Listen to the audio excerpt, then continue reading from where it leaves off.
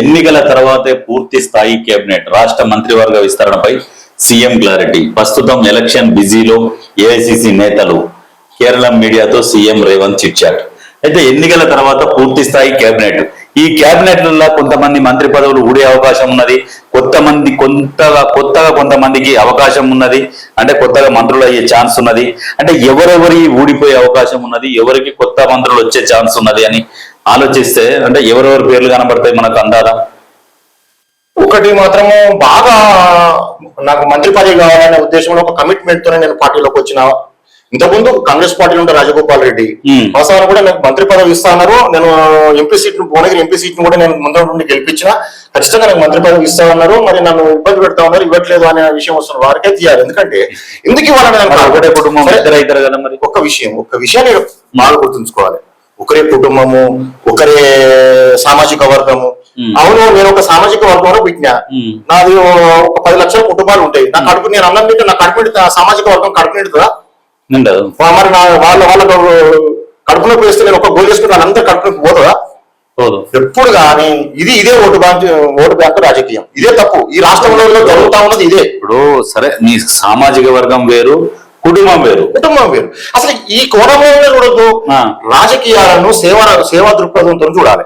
ఎవరైతే నిజంగా ప్రజలకు సేవ చేస్తున్నారో, ప్రజలకు అందుబాటులో ఉంటున్నారో, ప్రజాస్వామ్యాన్ని పరిష్కరిస్తున్నారో వాళ్ళకి పట్టం కట్టాలి. అసలు నా సామాజిక వర్గం, ఈ సామాజిక వర్గాలు ఎందుకు వచ్చినాయి? ఇప్పుడు రాజగోపాల్ రెడ్డికి మంత్రి పదవి ఇవ్వాలంటే కూడా ఇప్పుడు ఎందుకంటే వాళ్ళ అన్నకు ఉంది ఆల్రెడీ. ఆయన కోమటిరెడ్డి వెంకటరెడ్డి, ఈయన కోమటిరెడ్డి రాజగోపాల్ రెడ్డి, అన్నదమ్ములే. వాళ్ళే అన్నకి ఇచ్చి తమ్మునికి ఇస్తే మరి మీరు పంచుకుంటారా? మరి అధికారాన్ని మీరే. సమస్య అదే వస్తుంది. నేను ఏమంటున్నా ఎవరైనా కానీ, ఏ సామాజిక వర్గం అయినా కానీ, ఈ రెడ్డి సామాజిక వర్గానికో, బీసీలకో, ఎస్సీలో కాదు, ఏ కులాలను ఉండని నిజంగా ఆయన సేవ చేస్తుంటూ ప్రజల పక్షాన ఉంటుండు. ఎలిజిబిలిటీ. అసలు ఒక రాజకీయ నాయకునికి కావాల్సిందంటే ప్రజలకు సేవ చేసే, నిస్వార్థంగా సేవ చేసే వ్యక్తిత్వం గల వ్యక్తిని మంచి నాయకునిగా మనం చూడాలనుకుంటే ప్రజలు కోరుకుంటారు. నిస్వార్థమైన వ్యక్తిని చూడాలనుకుంటారు. ఆ క్రైటీరియాతోనే నిజంగా మంత్రి పదవి కానీ ఏ పదవి ఇవ్వాలి. అప్పుడే ప్రజలకు న్యాయం జరుగుతుంది. ప్రజలు కోరుకునేది అదే కదా. అంటే ఇప్పుడు ఇంకొక వార్త ఏంటంటే, మొన్నటికి మొన్న అసెంబ్లీ సమావేశాలలో రేషన్ బియ్యం తినుకుంటూ ఈ మధ్యాహ్నం లంచ్ ప్రోగ్రాం ఏర్పాటు చేసుకున్నారు. అందులో ముఖ్యమంత్రి రేవంత్ రెడ్డి, రాజగోపాల్ రెడ్డి కలిసి భోజనం చేస్తున్నారు. అంటే ఈ కోణంలో ఆలోచన చేస్తే రాజగోపాల్ రెడ్డికి మంత్రి పదవి దక్కే ఛాన్స్ కనిపిస్తున్నది. అవకాశాలు ఉన్నాయి. అది కొంత ఒక కమిట్మెంట్ వచ్చినట్టు కనబడుతుంది. ఒక మంచి వాతావరణం అయితే కనబడుతున్నది. అయితే ఇంకా కాకపోతే కొంతమంది పోతాయి అనే ఒక ఛాన్స్ అయితే వినబడుతుంది. ఎవరికి పోతాయా ఏందా అనేది. మంత్రి పదవి అనేది ఏంటిది? ఇది రెస్పాన్సిబిలిటీ, బాధ్యత. అసలు బాధ్యత ఇది. అసలు పదవి వచ్చిందంటే అతని మీద బాధ్యత పెరిగినట్టు. అది అలంకారము, ముందట కాన్వాయిలు వేసుకొని 10 మందిని తీసుకొని 10 శాలలో కప్పుకొని దండలేసి పొద్దుంతా ఓవరాల్ సొట్టు తిట్టినట్టు కాదు ఇది. ప్రజలకు సేవ చేయాలి. ఇక్కడ కూడా ఒకటి బాగా గుర్తుంచుకోవాల్సిన అవసరం ఉంది సత్యం. నేను చాలా విషయాల్లో గమనిస్తా ఉన్నా. సాధారణ వ్యక్తులుగా ఉన్నప్పుడు అందరు కలుస్తారు, దండం పెడతారు, మంచిగా ఉంటారు నాయకులు. ఎమ్మెల్యే పదవి రాగానే 4 పిఏలు వస్తారు, 4 గన్మెన్లు అడ్డం వస్తా ఉన్నారు, కలవనిస్తలేరు. వాస్తవానికి కూడా నాయకులు మంచిగా కావచ్చు. ఇక్కడ ఉండే పిఏలు, గన్మెన్లు చాలా డిస్ట్రిక్ట్ చేస్తా ఉన్నారు.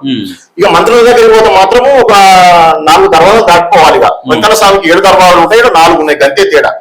ఈ పిఏలు ఒకటి, గన్మెన్లు ఒకటి చాలా ఇబ్బంది పెడుతున్నారు ప్రజలు. వాస్తవానికి సజన్ ఆ మంత్రి గారి దగ్గరకు, ఆ ఎమ్మెల్యే గారి దగ్గర కలిస్తే మా కాన్స్టిట్యున్సీ కాబట్టి సమస్య చెప్పుకుంటే ఏదో మాకు సాయం చేయకపోతాడని ఒక ఆశ, ఏదైనాకు ఆశ ఉంటది. ఆ ఫైల్ పట్టుకొని చెప్పులు అడిగేదాకా 5 సంవత్సరాలు తిరుగుతా ఉన్నారు. నిజంగా కూడా ఈ ఎమ్మెల్యేలు కానీ, ఈ మంత్రులు కానీ గుర్తుపెట్టుకోవాలి.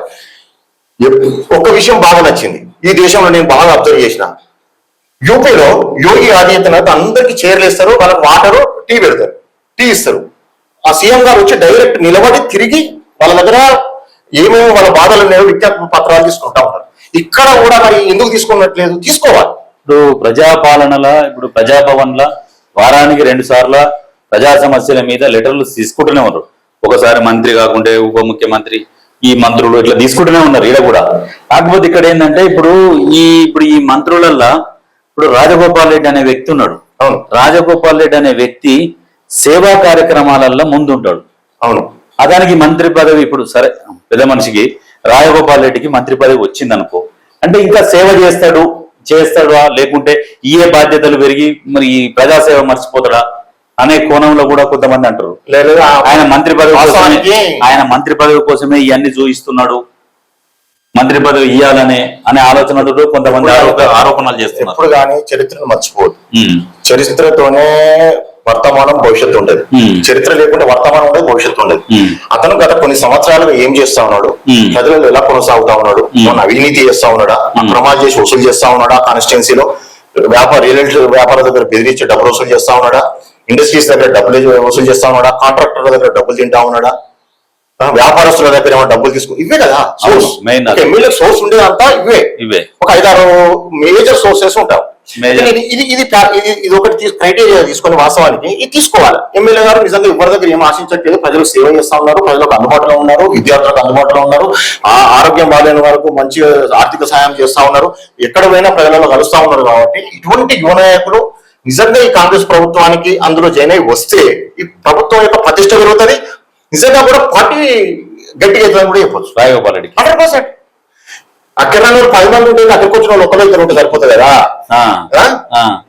చాలా మంది నిజంగా ఇప్పుడు కాదు, ఈ ప్రభుత్వాన్ని కాదు, గత ప్రభుత్వం 30 సంవత్సరాల నుంచి నేను కూడా చూస్తా ఉన్నా.